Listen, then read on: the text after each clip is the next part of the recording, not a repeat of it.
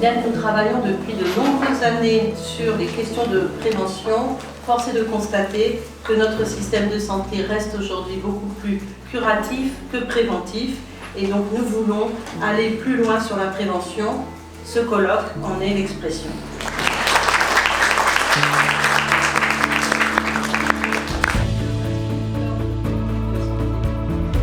Aujourd'hui, c'est-à-dire moins de 3 ans après, la MCA, c'est plus de 180 experts hautement qualifiés, plus de 45 partenaires particulièrement engagés, plus de 5000 membres de son réseau citoyen.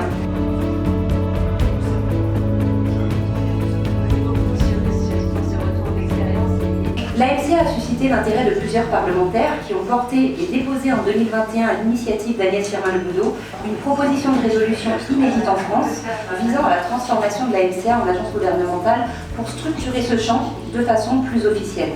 Je pense qu'il est important aussi de dire, c'est que c'est une association, une agence qui n'est pas militante au sens idéologique du terme, qui ne défend pas une pratique particulière. C'est pas pour rien aussi qu'on s'est retrouvé à l'Assemblée nationale.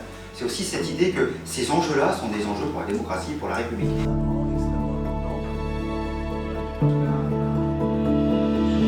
C'est un état de complet bien-être physique, mental et social qui, et ça c'est important, ne consiste pas seulement en une absence de maladie ou d'infirmité. Et quand on se pose la question de la prévention, et notamment du concept de fragilité, il faut qu'on se resitue, parce qu'à partir de ce concept de fragilité, on peut avancer vers ce que l'on doit faire bien en amont, bien plus tôt.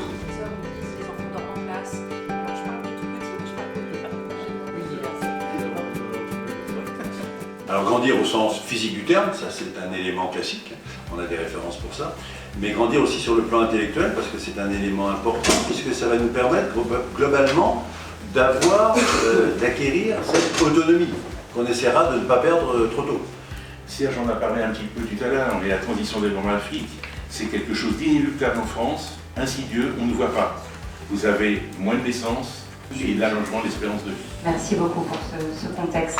On dira que la génération actuelle, les jeunes d'aujourd'hui, ont une capacité pulmonaire de 25% de moins que les générations précédentes. Ils ont pris des centimètres, ils ont perdu du poumon. Il y a quand même un petit sujet autour de tout ça.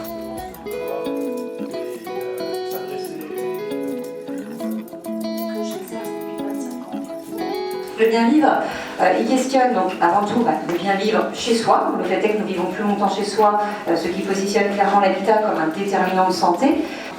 Bien vivre, on l'a défini déjà, parce qu'il faut se baser sur la définition de l'OMS. C'est un état de parfait bien-être psychique, social, psychologique.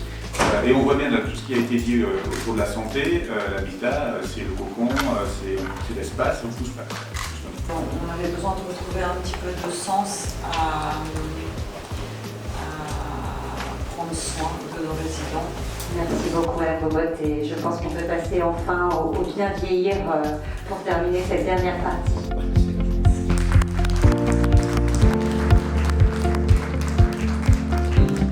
Annie a été l'une de celles pour essayer de porter à l'Assemblée nationale justement qu'il y ait une réflexion beaucoup plus forte autour du vieillissement. Alors premier point, bien vieillir, c'est continuer à être ce qu'on est avant, tout simplement. C'est de mettre en place tout ce qui vous permet de continuer à être comme avant et à limiter, comme on l'a dit tout à l'heure, la perte de deux.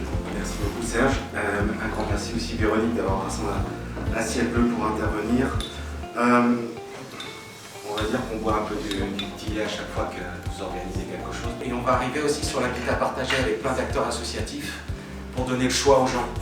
Je fais partie du conseil stratégique de FAMCA et je suis très heureux de voir aujourd'hui la qualité du débat.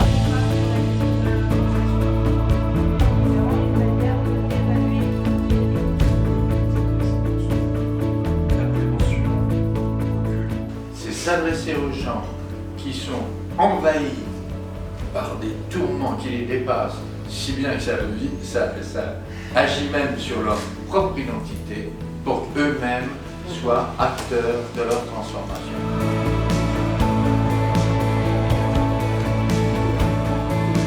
Merci à vous. Et enfin, l'enjeu de porter une réflexion globale qui soit à la fois collective, pluridisciplinaire comme ici, et c'était tout l'enjeu, une réflexion qui soit évidemment éminemment partagée et participative, ça a été dit. Voilà les points de conclusion par rapport à ça.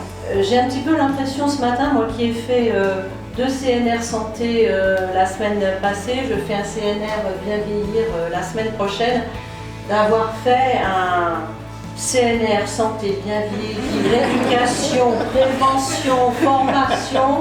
Enfin, j'ai l'impression d'avoir fait un maxi CNR ce matin. J'aurais aussi aimé pouvoir réagir à chacune de nos interventions que j'ai trouvées très intéressantes. Mais ça n'est pas possible, donc je ne vous dirai qu'un mot, merci.